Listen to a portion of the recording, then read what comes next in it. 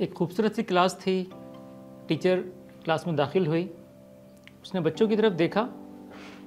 कुछ बच्चे उसको अपनी तरफ देखते हुए नज़र आए, कुछ बच्चे ऊँघ रहे थे और बहुत सारे बच्चे क्लास के गेट पर और क्लास से बाहर थे। टीचर ने उनकी तरफ देखा, उसके बाद बोर्ड की तरफ मुड़ी और अपना लेसन शुरू कर दिया।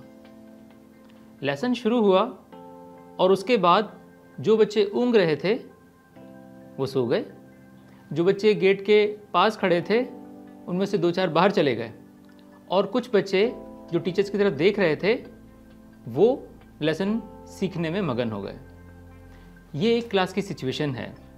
ऐसा बहुत सारी क्लासेस में होता है। जब टीचर बग़ैर किसी प्लानिंग के क्लासरूम में दाखिल होती हैं तो उसमें क्लास को कंट्रोल करना तकरीबन नामुमकिन होता है। किसी भी टीचर के लिए ज़रूरी है कि अगर उन्हें क्लास के तमाम बच्चों को ग्रैब करना है, उन्हें एक साथ लेकर चलना है, उन सब की ज़हनी सतह के मुताबिक सिखाना है, तो भी इसके लिए ज़रूरी है कि टीचर प्रिपेयर्ड हो, तैयार हो। दूसरी सिचुएशन में वही क्लासरूम थी, उसी तरह बच्चे थे, कुछ ऊँघते हुए, कुछ दौड़ते भागते हुए, कुछ टीचर की तरफ देखते हुए और कुछ बोरियत का शिकार।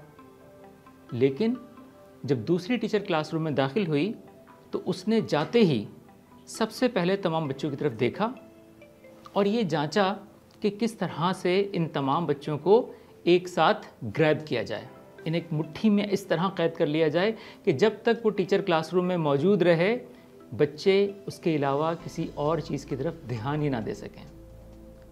ऐसी बहुत सी जादूगर टीचर्स हमारे माशरे में मौजूद हैं जो ये जानती हैं कि किस तरह से बच्चों को ग्रैब करना है, किस तरह से उनकी ज़हनी सतह के मुताबिक सिखाना है, किस तरह से उन बच्चों को अपने साथ लेकर चलना है और किस तरह से उनके जहन में बहुत सारा इल्म उंडेलना है।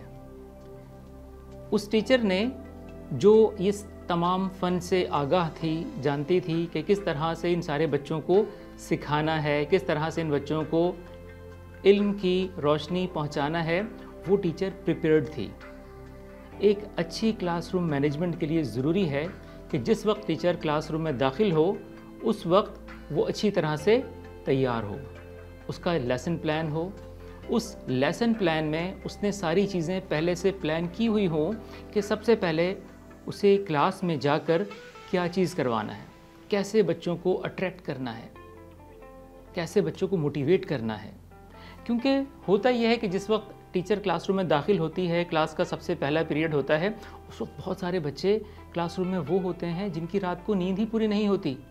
वो उसी ऊँघती हुई हालत में किसी तरह से क्लासरूम तक पहुँचते हैं। उनका जहन इस बात के लिए तैयार नहीं होता कि वो कोई चीज़ सीख सकें। ऐसी हालत में जब टीचर क्लासरूम में जाते ही अपना काम शुरू कर देती हैं तो ये इनइफेक्टिव टीचिंग होती है। ये टीचिंग बच्चों पर असर नहीं डालती, यहाँ बच्चे सीख नहीं सकते।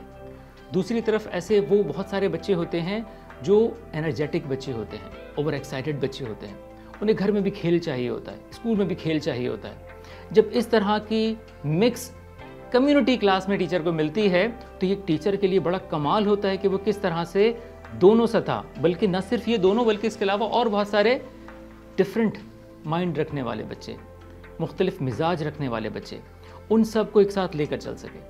उन सबको एक साथ लेकर चलने के लिए और किस तरह से जो कॉन्सेप्ट टीचर ने पहले से प्लान किए हैं वो उन्हें सिखाने के लिए अगर एक टीचर के पास प्रिपेयर्ड लेसन प्लान है तो इसका मतलब वो टीचर बहुत अच्छी तरह जानती है कि क्लासरूम मैनेजमेंट क्या होती है और क्लासरूम मैनेजमेंट से किस तरह से बेहतरीन रिजल्ट्स लिए जा सकते हैं। तो यहाँ हम सबसे पहले बात करेंगे क्लासरूम मैनेजमेंट में कि किस तरह से तमाम बच्चों को इंगेज किया जाए।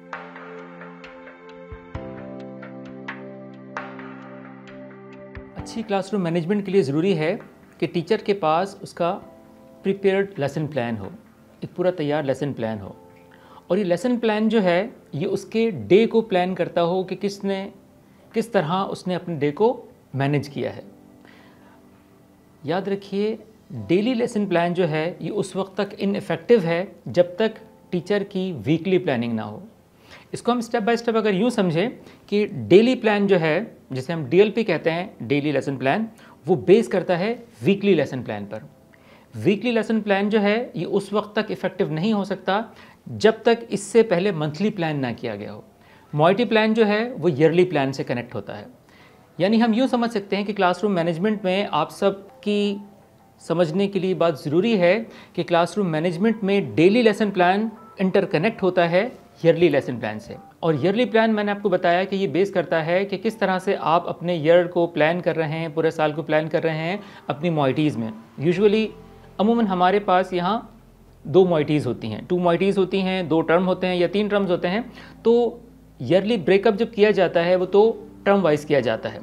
फॉर एग्जांपल अगर 2 मोइटीज़ हैं, ठीक है, तो 2 मोइटीज़ को प्लान किया जाता है। उन 2 मोइटीज़ को इस तरह प्लान किया जाता है कि उन 2 मोइटीज़ में पूरा करिकुलम जो है वो किस तरह डिवाइड होगा।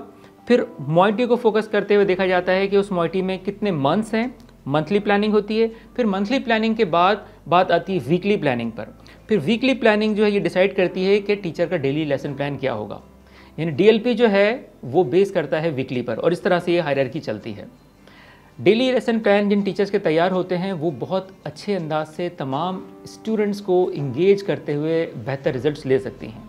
और वो टीचर जो बग़ैर किसी प्लान के क्लासरूम में दाखिल होती हैं उनके पास एग्जैक्टली सिचुएशन वही होती है। वो देखते हैं कि उनके बच्चे जो हैं, कुछ बच्चे ऊँग रहे होते हैं, कुछ बच्चे दौड़ रहे होते हैं, कुछ भाग रहे होते हैं, कुछ बच्चे बोरियत का शिकार होते हैं, और बहुत ही कम परसेंटेज होती है जिसे अगर हम कह सकें तो मैक्सिमम 20% स्टूडेंट्स जो हैं वो ग्रैब हो पाते हैं, वो रिजल्ट्स देते हैं। बाकी 80% स्टूडेंट्स जो हैं वो इनइफेक्टिव क्लासरूम मैनेजमेंट का शिकार होकर कुछ नहीं सीख पाते।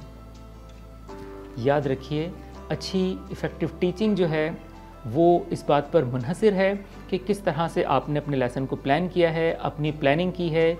आपकी पूरे साल की प्लानिंग आपके पास मौजूद होनी चाहिए, और उस प्लानिंग के अकॉर्डिंग फिर आपने अपने बच्चों को डील करना होता है।